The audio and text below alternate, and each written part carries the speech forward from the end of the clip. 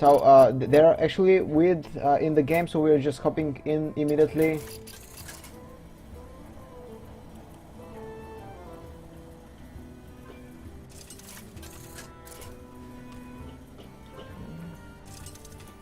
So for the first match we have Paladin from Gomms against the Hunter.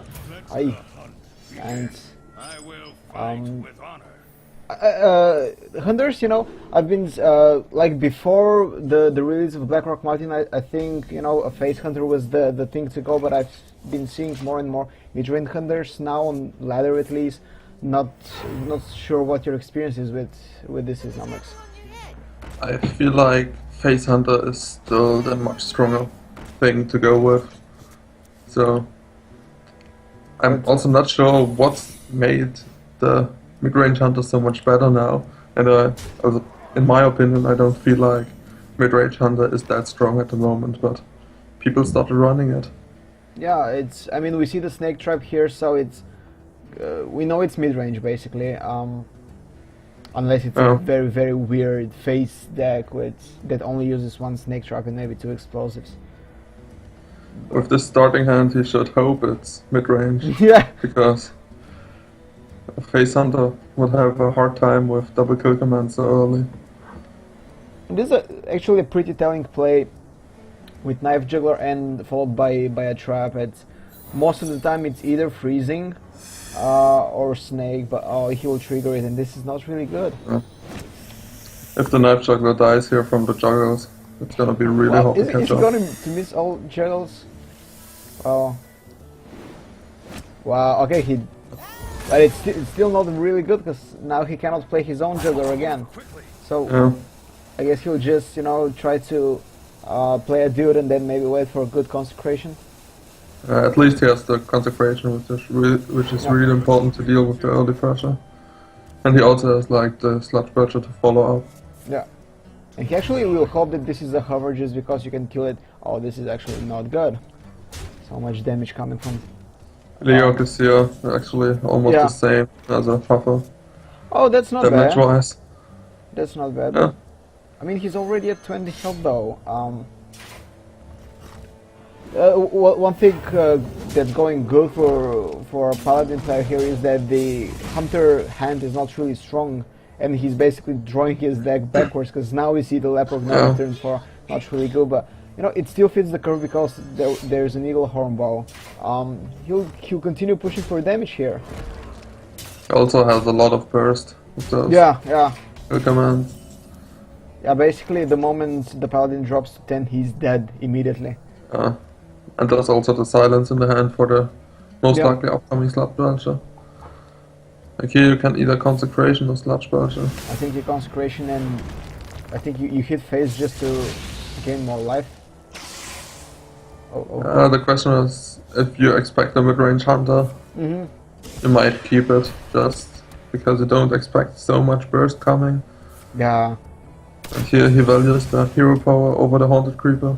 I which think is like the more consistent damage output. Absolutely. Like basically hero power is free, so you're not really spending any resource besides mana. So good Hunter players, you will see that they will often, you know, squeeze in as much hero powers as they want because it's free damage. You know, as compared to something like Arcane Shot or something else, it actually spends a card as well, not the same case with the hero power. And the Haunted Creeper also basically does nothing on its own compared to the 2 damage to the face. Exactly. And I think he will just wait for 8 mana until he can play a beast and double kill command to the face. So most likely we will also keep the owl here and not play it. Yeah, definitely. Like, you know that you will hit turn 7 is before lay on hands for Paladin, so you're not really scared of any healing. Current Paladins don't really run Holy Light or Seal of Light, right? Was the other heal, so maybe there's an antique heal boba. It's just like with going more towards the mid-range for the Paladin, they cut all the healing spells they were running. I'm actually surprised to see it's a very standard Paladin. Like, I've been trying with dragon decks recently because, well, I have dragons now. And they've actually been doing really well, though not against Hunter. Like Hunter absolutely destroys them. At least I feel like the Dragon Paladin is something you can build, but the normal Paladin is just already so strong in its own that I think the Dragon type of deck doesn't really benefit it. so Here's the owl double kill command, as we expected. Well, not double, just a singular kill command will do it and a hero power. Yeah. It doesn't really have to reveal. So this is actually a face hunter with snake trap though, so this is quite interesting. In the aggro matchup, like aggro versus aggro, the snake trap can be really strong. Like in aggro matchups, like if he plays against Zoo or something similar, the snake trap can give you so much of an advantage that you can just snowball the game from that point. I think it's a bit more difficult trap to pull off, you know, good value from it. Like obviously here we got a nice knife juggler synergy, but usually what I found is, you know, you have to really set up beforehand to make a good value out of it, because, you know, freezing trap and explosive trap are pretty straightforward carries, you know, and don't really need anything to gain value. So this will be 1-0 for WTH. Gomms is, you know, WTH has his hunter locked. WTH has still his paladin available. Let's see what game 2 will be like.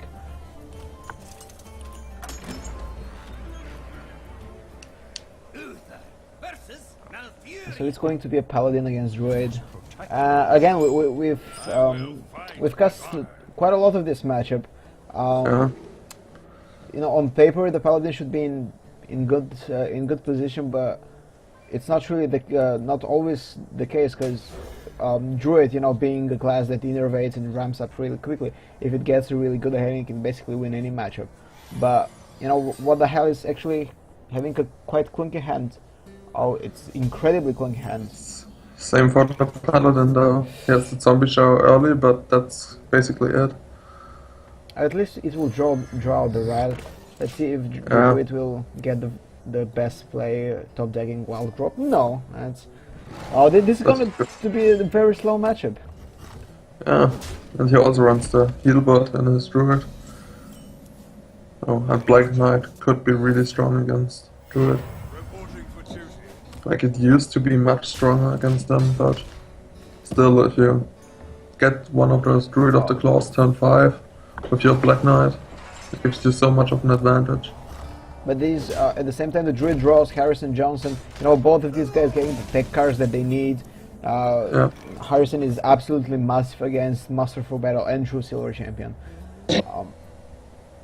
Yeah, it's, when a matchup like a druid versus paladin goes clunky like this, who do you think has the advantage overall? It depends on the mid game. If the druid can get ahead with a huge board and maybe draw out the equality and develop again after, then he could be in a really good position, because he could get the damage in just to ramp up towards his Force of Nature Raw combo. If that happens, the druid can be in a good position, but if he plays from behind like the whole game and doesn't get his good mid-range minions out there, it can be a big problem for the druid. So he's not going for Master for Battle here. I guess you have to respect the swipe. Yeah. But we know it would have been really good here. But he knew the druid had a slow starting hand, so a swipe was very likely to be in there. So he just didn't take the risk. Yeah, he will maybe try to bait it out in any other way beforehand. The wall shot coming a bit too late. He'll likely save it just for, or he can consider it. Yeah, getting an early scenario stuff. Like I've talked to, you know, notable druid players, and they've said like, okay, if you draw Wild Road after turn 6 or something, you don't ever, you know, play it, and you would rather value the card. But here, you know, it's turn 6, still a bit late, but you can play scenarios on, you know, a turn earlier, and if you vet it already on equality or consecration, that can be really good for you. I like that turn 7 is often a really strong turn. Yeah. So, and he basically ramped over it with that wild growth, which makes him not use 1 mana next turn most likely. And yeah, so it wasn't that useful in the end, but going into turn 9 with the scenarios will be much stronger again then. Okay, so the Paladin is considering his options here, and I think, you know, just trading in and dropping Sylvanas is the play you should make. You could also consider or coin boom. Yeah, okay. But the thing is, what is your follow-up to the coin boom? Like, you basically play off curve next turn with it, most likely. Now, I would actually play Sylvanas and coin a KT maybe, because you can steal and get your Sylvanas back. I think this would have been the stronger turn. With knowing on potential 7 the Ancient of Law would come up, like Sylvanas would get a free trade on it, and he knows the Druid doesn't have any good ways to deal with it. Yeah. Yeah, and this is such an awkward turn 7. It's like 3 mana wasted. I mean, he cannot really play Muster for Bell because his Trucial will be gone. Yeah, I don't understand this play at all. It was very awkward. Like he could have done the same thing and got the Sylvanas back right now. Yeah, and he falls victim to Harrison Jones now. I don't think. We'll see if this costs him, but the Druid now got a chance to develop his board a little bit. Depends on how the Paladin turns out to be able to clear it or not.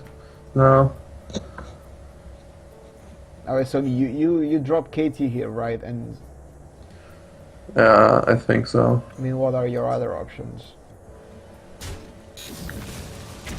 Maybe first see what the oh yeah, definitely 4 damage to the face. You could also consider bursting him, like, you know, he didn't have a BGH for the Dr. Boom. I don't think you can burst him just because you have to respect the combo, because the combo will kill you here. Okay.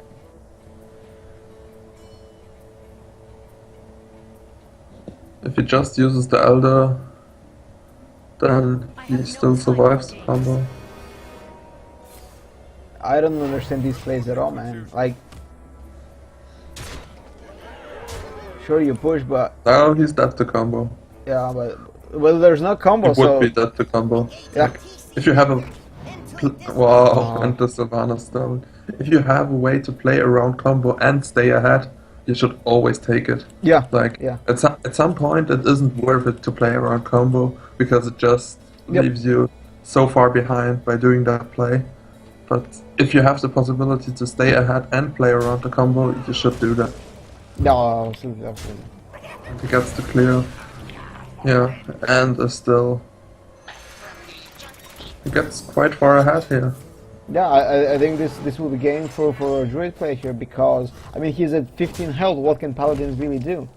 I mean, the Paladin really needs his equality consecration or something here to get back on the board. He has half of this, but again, like, all of this goes back to a few turns later when he made the awkward, you know, turn 7 into turn 8 transition, or rather turn 6 to turn 7. It really didn't make any sense, because what now? You clear Sylvanas, sure, but what then? You can muster for battle and like sure, but the board is great for each other then, but the Druid will just no, he will just going. scenarios. Yeah. And he'll likely scenarios for. Oh wow, okay. Maybe swipe Druid of the Claw just turns into the better player than scenarios. Against that board, it's really strong. Okay. Oh yeah, you definitely swipe here. You don't want to risk a quartermaster, but by this point you've basically won. You just need a few more turns to find the combo. And he'll dig for it. Oh, there's a big game hunter. Wow. Okay. So he doesn't go for the Druid of the Claw here with the Shredder, which is quite strong for him. I think, you know, deciding to draw was the better decision, just because you won the Savage Roar, and Savage Roar is basically win here. Want to dig deeper towards your combo here. Yep. So yeah, like here we see, you know, the awkward turns for Paladin. He can play KT and just sacrifice it, which is not really good. He'll try to do some consecration plays, but again, this is leaving the minion on the board. The Black Knight doesn't do anything. So waste the big game. Yeah, all these lost values throughout the game. It's yeah. So is this game? So this will be 2-1 for 2-0 for WTH. The problem is he had a decent KT turn, so he was able to get KT out without losing a lot of pressure. When he had the boards, like the turn he had, like Dr. Boom, a dude, and the Boombot, and if he would have gotten it out there, like it would at least get value. Like if you're behind, KT does really nothing for you. Yeah. So some questionable decisions could have maybe turned around the game if he. Oh yeah, definitely. Like if you have a reviving Sylvanas on a stick, this becomes really incredibly strong, and this is why you have KT in the deck, just because you can get immediate value. You don't really want to drop it and see it to wait to see what's gonna happen. No, it's especially made for these, you know, Sylvanas and these Dr. Booms, you know, which can repop. You know, there's no point delaying this power turn. But yeah, it will be rogue, like all rogue against Frost Mage, and I've been saying this in our past casts. I've been playing a lot of Frost Mage, and you can really struggle against all rogue, especially if they populate the board early, and you don't have like a reliable way to clear the Violet Teacher. I think, you know, Violet Teacher is basically the most scariest card in the old deck, especially against, you know, Mage. But I think like if the Mage gets to stabilize and gets a good board clear off, Freeze Mage should be favored in this matchup. Again, I mean, this is what I'm saying. The Violet Teacher is basically the only real threat because it regenerates the board, and it generates based on, you know, damage spells. So the rogue can basically punch you in the face while generating more threats, and you have to answer both, kind of. But yeah, Ice Bear is absolutely huge because it will buy you 8 life almost always. Very impactful against attacking decks.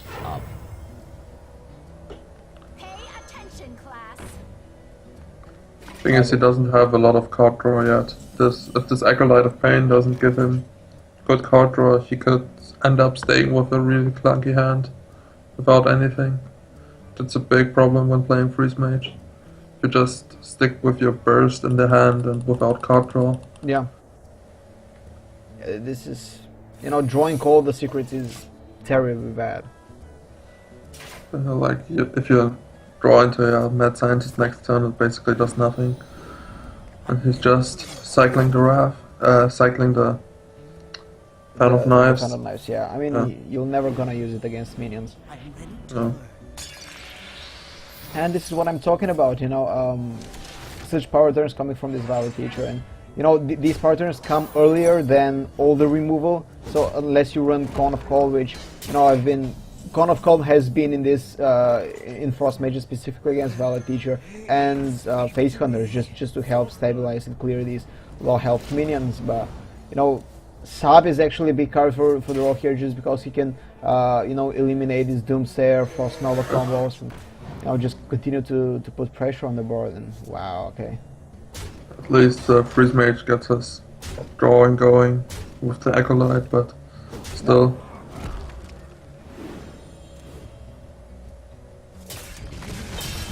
And I love how he keeps the Violet Teacher as healthy as possible. Yeah.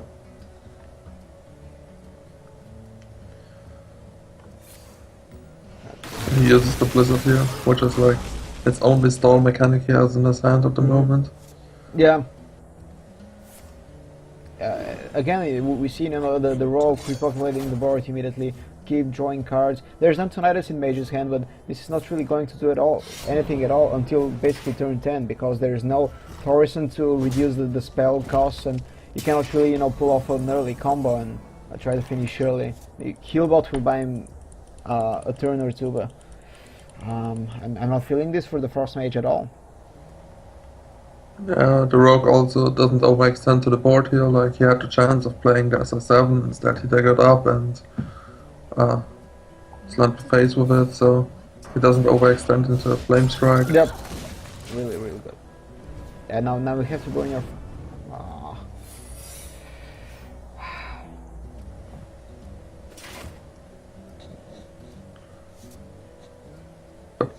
The hand of the Rogue doesn't do a lot here. Like, it's really slow and really not doing anything. There are so many situational cards, like the Blade Furies and the Backstab. Yeah, it's... I mean, he really needs to find these oils. Yeah. Because these are his only source of damage. And yeah, you absolutely play the SS7 agent here. You cannot fear Flame Strike forever. And he went for the prep, then SI7 into sprint just to not overdraw. I think he will. At least not overdraw this turn. before. Yeah, Do you play he like backstabs. you backstab your own SA, right?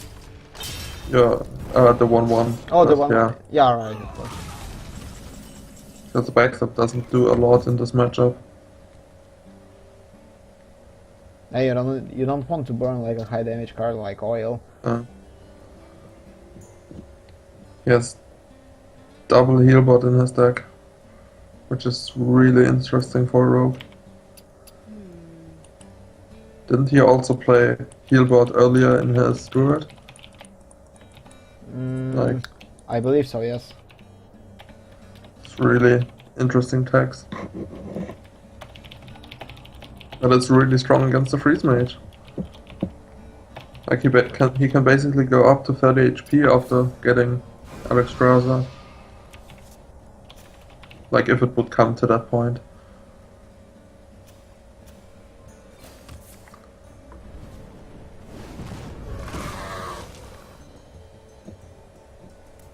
So, but you know the first match has stabilized a bit. Like he's not in immediate danger of dying. He has his. Yeah, this is not going to do at all. We know that there's going to be a sub coming.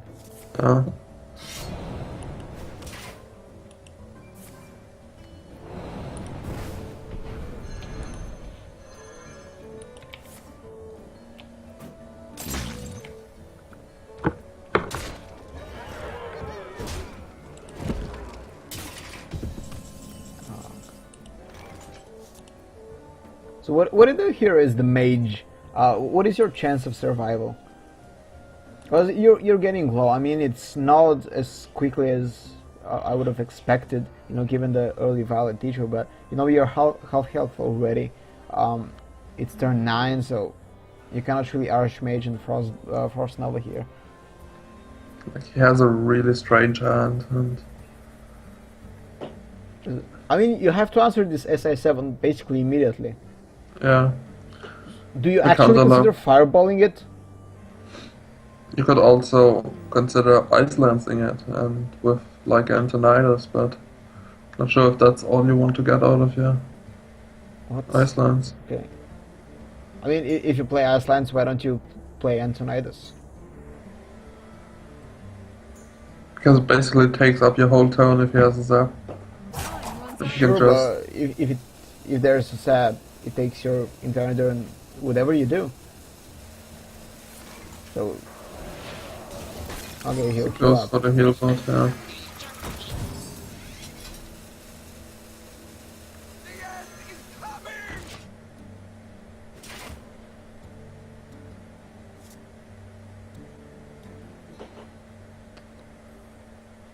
Yeah, Mage has a really strange hand here. Like there's nothing to do with those scientists. yeah, all the secrets have been out already.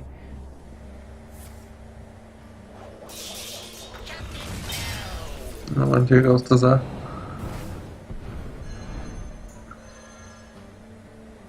Like he had to zap it to not eviscerate it, but now both zaps are gone and Archmage could potentially get a really big turn off. He could start with Archmage Frost Nova now, and there's no good answer from the rogue side. Yeah, well, at least for now. There's He can eviscerate Blade Fury or something to kill it, which I guess he also needs to do. Yeah. I think that's the only play, basically. You dagger up his face, Blade Flurry Vis, and that's for six damage, and you still have you can actually play Valid Teacher on top of it. Yeah, and get even more stuff.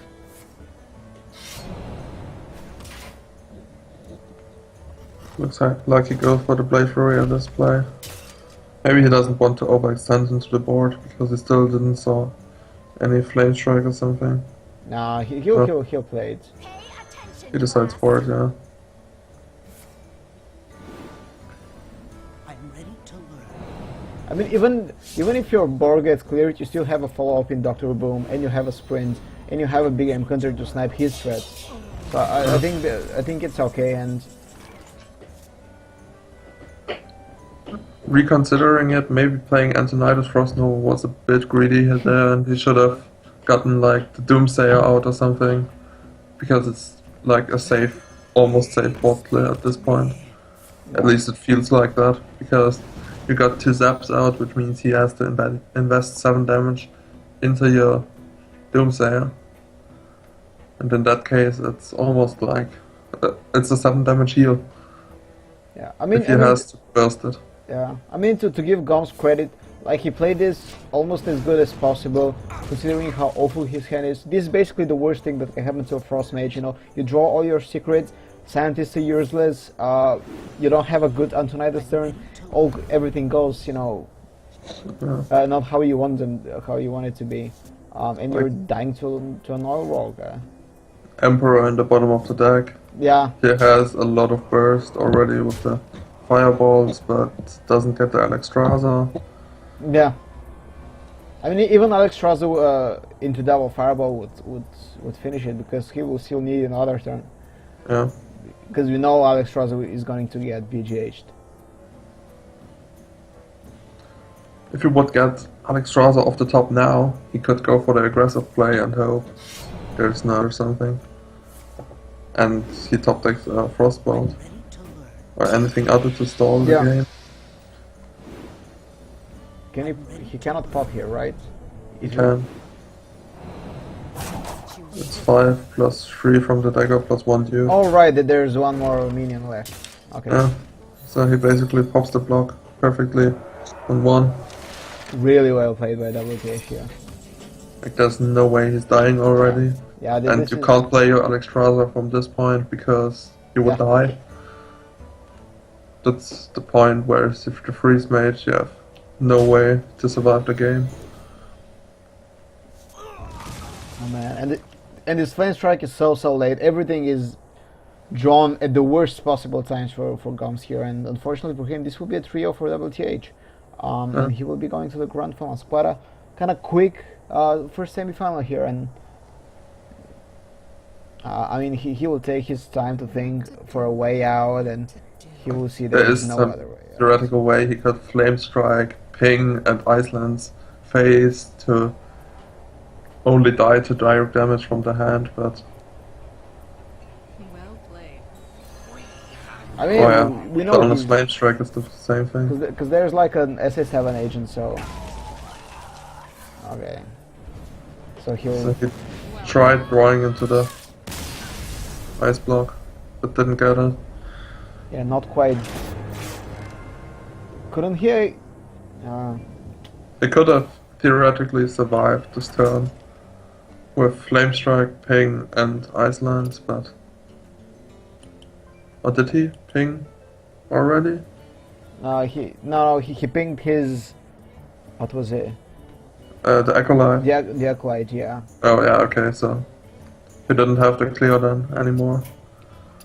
Okay, so this will be 3-0 for Wth76. So Singapore with another grand final. This is really strong showing and really strong tournament for them. You know, since the start of the new season, I think that, you know, they're still in the national leaderboards as first place. And if WTH wins, this will be their second champion. and they're constantly having representative in the top 8, you know, all both of them. So really strong, coming back from a quite poor 2014 season. But let's see if our guys from the second semi-final are here. Excuse me.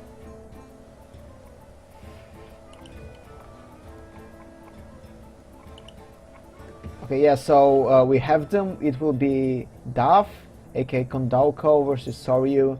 We'll just add them and start playing as soon as possible.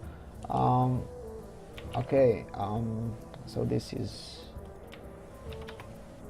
Okay. We'll just add them and bring the guys the game as quickly as possible.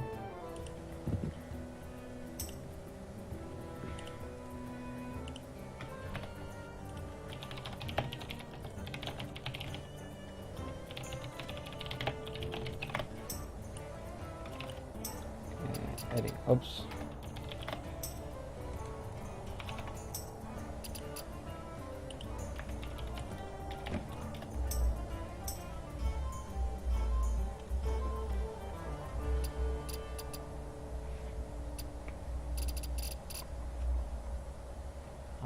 Stupid button.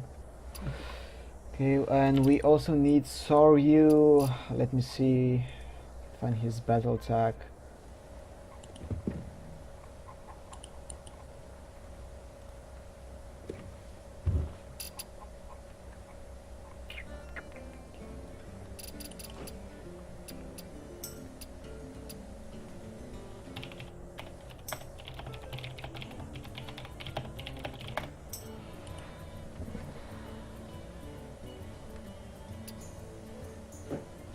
Okay, so both of these guys are ready. We'll just find out Soryu's battle attack as soon as possible.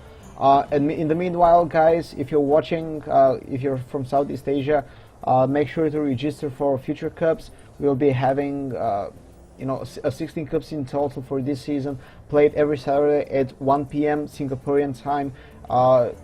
The cups are open to anybody from the Southeast Asia region. You don't have to have